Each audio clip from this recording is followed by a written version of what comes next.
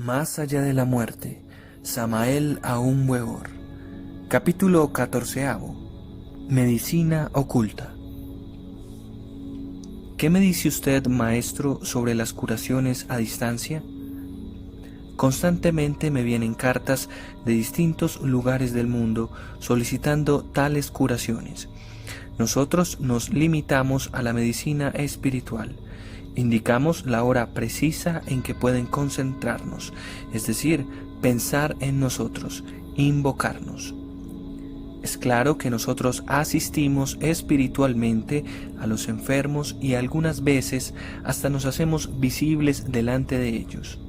Por lo común los instruimos en el sentido de que enciendan 3 fuegos a determinada hora conveniente. Les aconsejamos poner un vaso de agua ante estos 3 fuegos o lumbres. Les insistimos que después de una media hora de concentración en nosotros beban el agua. Es evidente que en esa agua depositamos ciertas sustancias que, al ser llevadas al interior del organismo, suelen realizar curaciones maravillosas. En el trabajo de curación cooperan varios maestros tales como Paracelso, Hilarión, San Rafael y algunos otros. No siempre les indicamos concentración específica en Samael. Yo tengo mucho trabajo. También les señalamos a cualquiera de los otros maestros con el mismo propósito. Lo importante es que los enfermos tengan fe porque ésta hace milagros. Ya como lo dijo el Cristo, tened fe como un grano de mostaza y moveréis montañas. La fe es un poder solar maravilloso con el cual se pueden realizar muchos prodigios.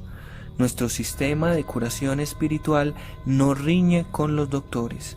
Cada cual puede tener fe en nuestros métodos y consultar en el mundo a su médico.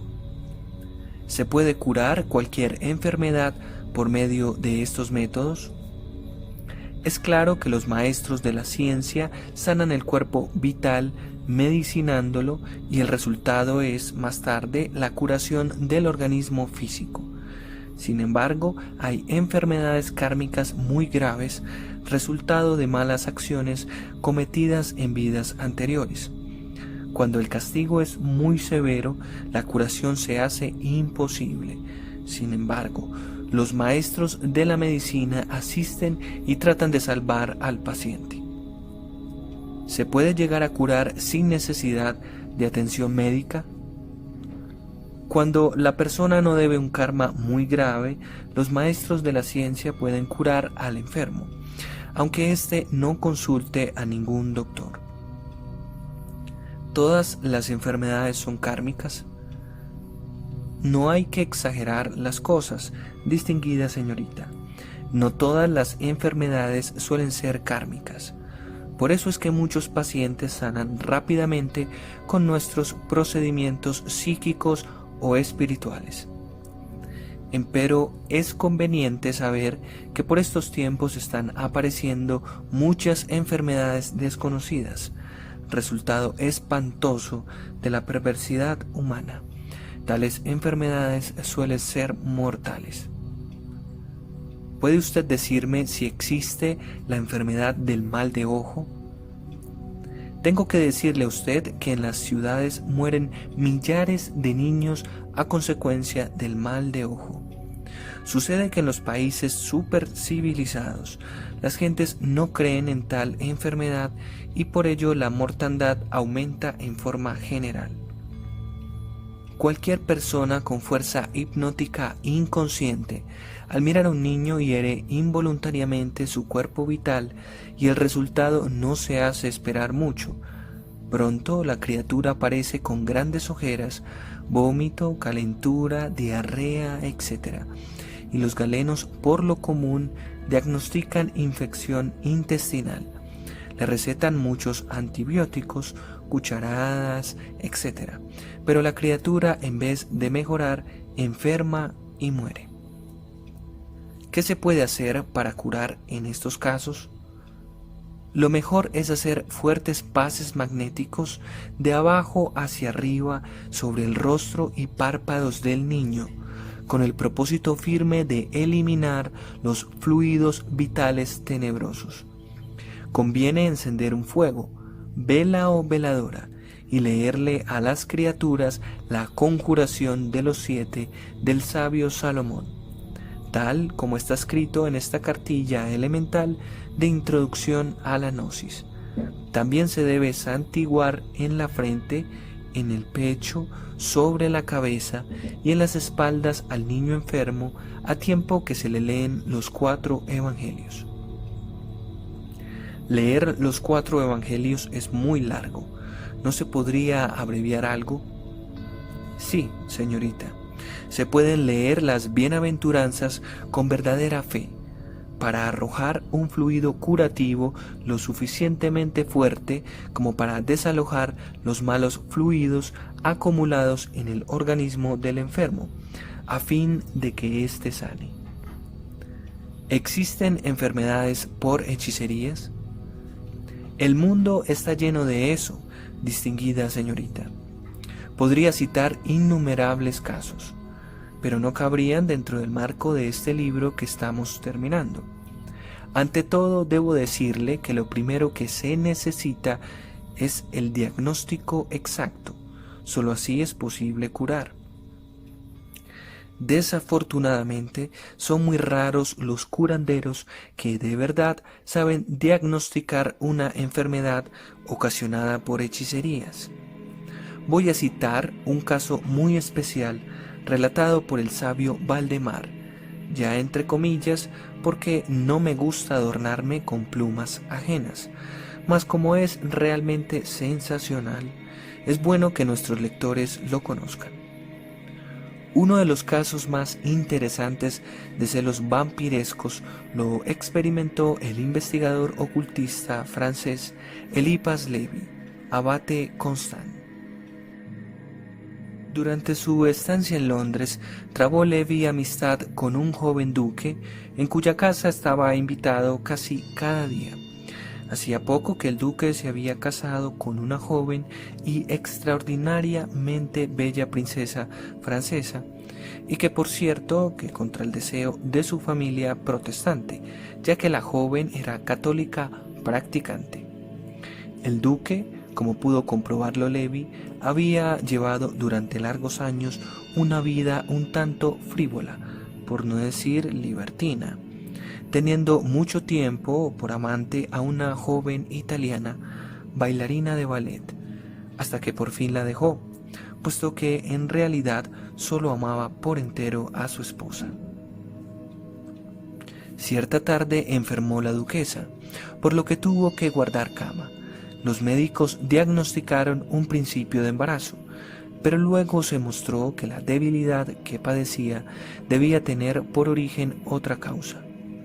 Y a pesar de que el duque llamó a consulta a los más famosos médicos de Londres, estos se vieron ante un enigma. Fueron empleados los más diversos remedios, mas sin éxito alguno. Frecuentaba también el palacio del duque un anciano abate francés, que conocía ya a la princesa de París, y quien halló especial agrado en conversar con Eliphas Lévy sobre problemas metafísicos, por los que él también se interesaba desde décadas, y no solo teóricamente. Cierta noche se quedaron ambos a solas en el salón, pues el duque, preocupado, había ido al lado de su mujer enferma. Era una noche fría y húmeda. Fuera ondeaba la célebre niebla londinense que empañaba la luz de los faroles. De pronto, el abate se asió de una mano a Lévy y dijo con voz queda: «Escuche, querido amigo, desearía hablar de algo con usted. ¿Puedo estar seguro de su entera discreción?». Lévy respondió afirmativamente, y el abate prosiguió: «Tengo todos los motivos para suponer que la enfermedad de la duquesa no es natural. Conozco a Mildred desde niña y siempre fue la muchacha más sana que usted se pueda imaginar, mas ahora languidece y se debilita de día a día. Parece como si se desangrara misteriosamente. ¿Cree usted que se halla bajo el influjo de algún poder oscuro? ¿Que hay en juego algún sortilegio?, preguntó Levi. Puedo fiar muy bien de mi voz interior, y por ello casi me atrevería a decir que en esa enfermedad hay algo que no va como debe. ¿Quiere usted ayudarme a romper el ensalmo? Con mucho gusto. Bien, en tal caso no debemos perder tiempo. Le agradecería que media hora antes de la medianoche viniese a mi domicilio para una conjuración en compañía. Intentaré interpelar al poder tenebroso, acaso nos llegue una respuesta del más allá. Tras esta conversación, Eliphas Levi tomó un coche de punto y se trasladó a su domicilio, donde hubo de lavarse, afeitarse y mudarse de ropa de cabeza a pies, pues los espíritus de la zona media, que eran los que pensaban invocar el abate, exigían de sus conjuradores la más escrupulosa limpieza. También el traje debía estar de acuerdo con su naturaleza. No soportaban ningún tejido de animal, por lo que quedaban descartados los de lana, así como los zapatos de piel. Debido a que la casa del abate se hallaba al noreste, en Hampstead Heath, y Eliphas vivía en la Plaza Russell, o sea que era considerable la distancia entre ambos lugares, Eliphas debió hacer su aseo a fondo y con cierta prisa si quería estar a la hora convenida con el abate. A unos 40 minutos antes de la medianoche llegó a Hampstead Heath. El abate en persona, todo de blanco, le abrió la puerta y lo condujo a una elevada escalinata, a un aposento que se hallaba en un extremo del corredor del primer piso. Aquí los ojos de Eliphas debieron primero acostumbrarse a la oscuridad. Llamas azuladas y temblorosas despedían un incienso oliendo a ámbar y almizcle. A la incierta luz, Eliphas observó una gran mesa circular que se hallaba en el centro de la habitación, y plantado sobre ella el crucifijo invertido, símbolo del falo. Junto a la mesa se encontraba un hombrecillo delgado. «Es mi criado», cuchicheó el abate. «Ya sabe usted que es indispensable la cifra de 3 para estas conjuraciones. Comience usted con la primera invocación». Esta invocación por parte del abate era más que una cortesía, pues las potencias de la zona media podrían enojarse y vengarse sobre el dueño de la casa, hasta acarreándole la muerte, en caso de que permitiera rebajar la armonía de su esfera por un intruso incompetente. El ceder pues así la invocación a su amigo era muestra de que consideraba a Eliphas como un maestro de primera categoría en la magia, y la tal suposición era en verdad justificada. Si alguien podía ejecutar con éxito, con frente despejada y sin temor, puro corazón y una voluntad fortalecida por numerosas pruebas, las milenarias ceremonias de la magia sagrada, era este hombre, que en el reino de los espíritus ejercía tanto dominio como en el de sus criaturas encarnadas y adeptos. Entre el velo de humo, Eliphas tendió la mano instintivamente a la izquierda. Allá debía hallarse el recipiente con agua bendita que debía haber sido sacada en una noche de plenilunio de una cisterna y velándose, orando sobre ella durante 21 noches. Ahora hizo una aspersión a los 4 ángulos de la habitación. El abate hacía de acólito y ondeaba el incensario. En el humo comenzaron a forjarse raras figuras, y al mismo tiempo les pareció como si un frío helado brotara del suelo y les llegara hasta la punta del pelo, dificultándoles la respiración. Eliphas Levi profirió ahora con más fuerza las palabras de invocación. Súbitamente parecieron retirarse las paredes de la habitación, y como si se abriese un abismo ante ellos, amenazando engullirles, infinito y astral. Brillaron resplandores de destellante luminosidad y se cubrieron los ojos para no ofender por una mirada indiscreta al espíritu invocado. Con voz recia preguntó Levi la causa de la enfermedad de la duquesa Mildred. no recibió respuesta. Los vaos de humo se dispersaron de tal modo que amenazaban con privar los sentidos. Precipitándose a la ventana, Elipas oyó súbitamente una voz, la cual, aunque era fuerte y resonante, parecía salir de lo más profundo de sí mismo y llenar todo el espacio de su alma. Lo que la voz le gritó era tan espantoso que sus piernas se negaron a moverse, y se quedó como petrificado en el mismo sitio en el que estaba. El abate fue ahora quien se precipitó a su lado junto a la ventana, pero sus manos temblorosas, sin fuerzas, no lograron abrir el pasador. El criado, que había asistido pasivamente a la invocación, yacía desmayado en el suelo. Elipas salió por fin de su entumecimiento y rompió el cristal con el crucifijo, absorbiendo como frucción, en compañía del abate, el aire fresco de la noche. Especialmente él, que bañaba, por decirlo así, su febril cabeza en la húmeda niebla. Por todos sus nervios recorría la espantosa acusación que el misterioso espíritu había lanzado con claridad inequívoca contra él. Cuando por fin se recobró algo, se volvió a la habitación. El humo se había disuelto entre tanto, y la lamparilla seguía ardiendo tenuemente. El abate, palidísimo, contemplaba a Elipas con ojos dilatados y balbuceó: ¿Es usted realmente culpable, amigo mío? No puedo creerlo. ¿Así que había oído usted la respuesta del espíritu? El abate dejó caer la cabeza como abrumado, en gesto de asentimiento. Sí, musitó apenas perceptiblemente. Le juro a usted, manifestó con vehemencia Levi, que he tomado el símbolo con manos puras, que en mi vida cometí jamás un crimen. Le juro a usted que no estoy manchado de sangre. Al decir estas palabras, se acercó más a la lámpara, de manera que el resplandor de ésta cayó lleno sobre él. Espantado, señaló ahora el abate con el dedo a la mandíbula y pechera de la camisa de Elipas.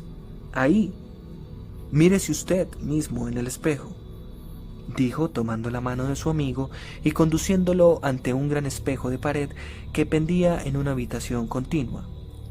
Y allá comprobó Elipas un rasguño en su barbilla, con unas gotitas de sangre seca. También en su camisa aparecen otras gotitas. Debió haberse cortado al afeitarse tan apresuradamente. Así la respuesta del espíritu se explicaba perfectamente. Yo no hablo con un manchado de sangre. Levi sintió como si su corazón se aligerara en muchas arrobas. El abate parecía, no obstante, más abrumado y se había dejado caer sobre un sofá, contraíndose convulsivamente sus hombros y escondía el rostro entre las manos. Levi intentó calmar al anciano, pero éste le rechazó diciendo: «Se trata de la pobre Mildred. Cada hora consume su vida. De no ser así, podríamos invocar de nuevo al espíritu en 3 veces 21 días, con las debidas ofrendas y plegarias, pero es demasiado tiempo, pues en el interín morirá Mildred». Levi no supo qué responder y se ciñó a un silencio denso, que cortó el abate al levantarse y caminar con pasos un tanto vacilantes de un lado al otro de la sala. Cueste lo que cueste, debo obtener una respuesta, a cualquier precio. Prométame usted, amigo mío, que no me abandonará. Una pavorosa determinación se leía en la mirada del anciano. Para tranquilizarle, Elipas respondió: «Le di mi palabra de ponerme a su disposición como mago, y puesto que el objetivo aún no ha sido logrado, mantengo la palabra dada». «Entonces, quédese aquí. Dentro de 12 horas efectuaremos otra conjuración. Invocaré a los espíritus de la zona baja». Elipas se sobresaltó. ¿Se había vuelto loco el viejo? ¿Usted qué dijo? ¿Un hijo de la iglesia quiere entrar en contacto con los espíritus infernales? Eso no está ni siquiera en la intención de la devota duquesa. Renuncie a ello, no arriesgue más su alma. Es ostensible que invocar demonios es magia negra.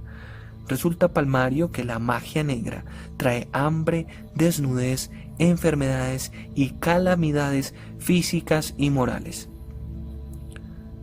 Había tal glacial decisión en las palabras y ademanes del abate que Elipas sintió que toda réplica sería vana, y contra su voluntad, aunque por lealtad a la palabra dada, aceptó el requerimiento de su amigo.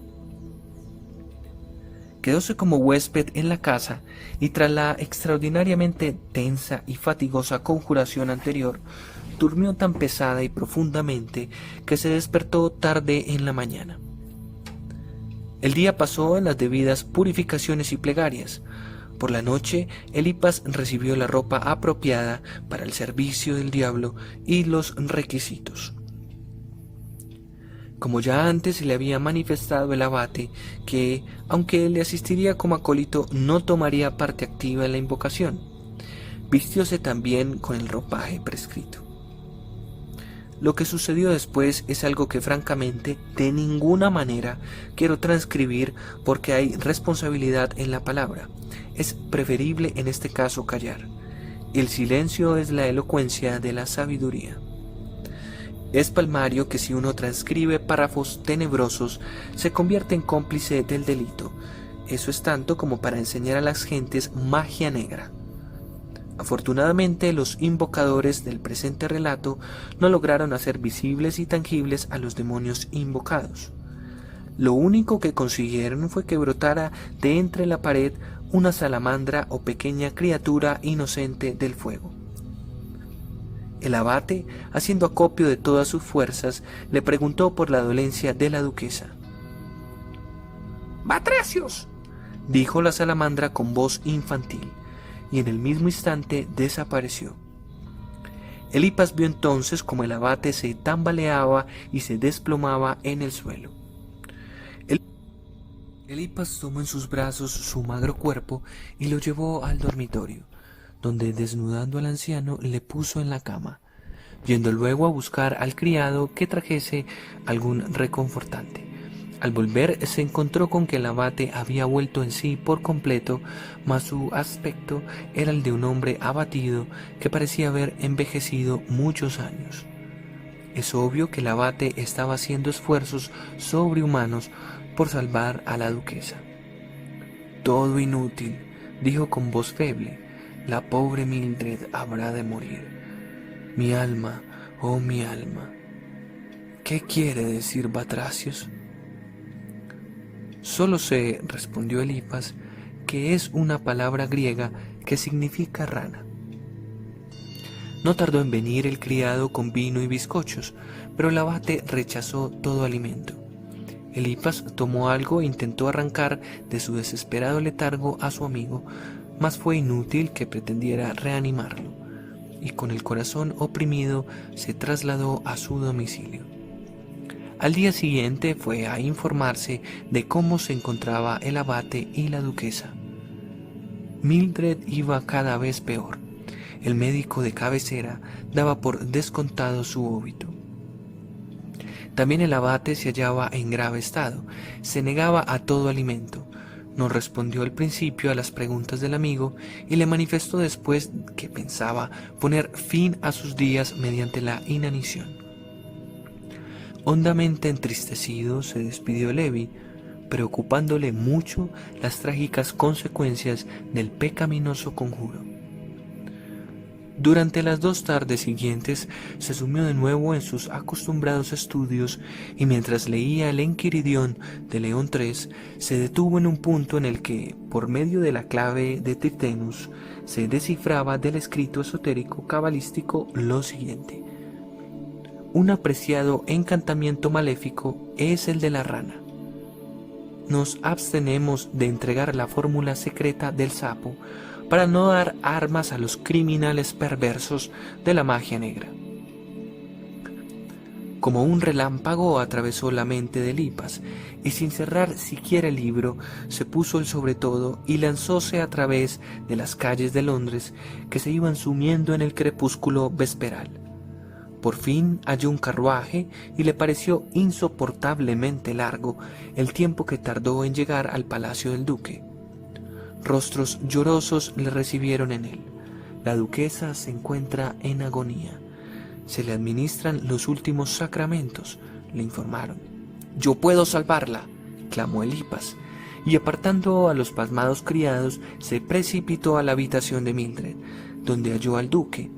Con jadeante respiración, Elipas le suplicó: «Me conoce usted lo bastante como para saber que soy de su confianza. Créame, pues, que no se ha perdido aún toda esperanza. En tanto viva la duquesa, no hay por qué desesperar, pero le ruego que me deje a solas con ella y por amor de Dios no me pregunte nada. Tenga confianza en mí». Aunque atónito y confuso al extremo, el duque accedió al deseo de Elipas, pidiendo a los presentes en la estancia, un médico, un sacerdote y una doncella de la paciente, que la abandonaran. Una vez solo, Levi cerró la puerta tras de sí y se aproximó al lecho de la princesa. «Ya me lo suponía», murmuró al ver a Mildred sumida en una especie de catalepsia, con los ojos en blanco. Sus labios estaban morados y respiraba con suave estertor. Inmediatamente puso Levis manos a la obra y comenzó a levantar el entarimado del umbral, pero la madera se resistió a sus temblorosos dedos. Sacó su navaja de bolsillo, cuya hoja rompió en su frenético intento. Finalmente, y con desesperada fuerza, logró levantar el listón. Le sangraban los dedos, pero su esfuerzo había sido baldío. Nada había oculto allá. Levantó luego las alfombras, tampoco. Volvió a mirar a la duquesa, quien respiraba dificultosamente, y reparó en que su mano izquierda pendía singularmente contraída a un lado. «La cama», pensó Levi, y en la incertidumbre de buscar ahora en el debido sitio, alzó a la enferma de su lecho y la depositó tan suavemente como pudo sobre una otomana que había contra la pared. Dedicóse seguidamente, con creciente excitación, a revolver mantas y almohadas, mas nada, nada de nuevo. Sacó el colchón y lo deshizo, tanteó, palpó, hurgó su crin, y sus dedos tropezaron con un objeto blanduzco, esponjoso. Lo asió, lo sacó, y en efecto aquello era lo que buscaba. Se precipitó fuera de la habitación, probó al duque, tras breve explicación, que pusiera a su disposición un carruaje, y trasladándose en él con la mayor rapidez a su domicilio, llegado al cual se puso de nuevo a la tarea, quemando en las llamas de pez y azufre a la bestia infernal, siguiendo al pie de la letra la prescripción del Enquiridión. Abrió la ventana de su habitación de par en par a fin de que desapareciera el mal olor, y abrumado por un enorme cansancio, echóse vestido como estaba en su cama, sumiéndose al instante en profundo sueño. Al día siguiente fue recibido como un salvador en el palacio del duque. De manera pasmosa y en lo absoluto incomprensible para los médicos, el estado de salud de la joven duquesa había mejorado a tal punto que podría ya hablarse de una franca superación de la crisis. El mismo día, 28 de octubre de 1865, Londres se impresionó con la sensacional noticia de que la diva del ballet, María Bertin, había fallecido repentinamente sin enfermedad alguna. Mas esta noticia no fue la única. Pocas horas después era también arrebatada por la muerte una próxima pariente del duque, vieja solterona, que había sido apasionada enemiga de Mildred y que en vano había intentado impedir el matrimonio del duque con la princesa católica, Samael Aún Weor.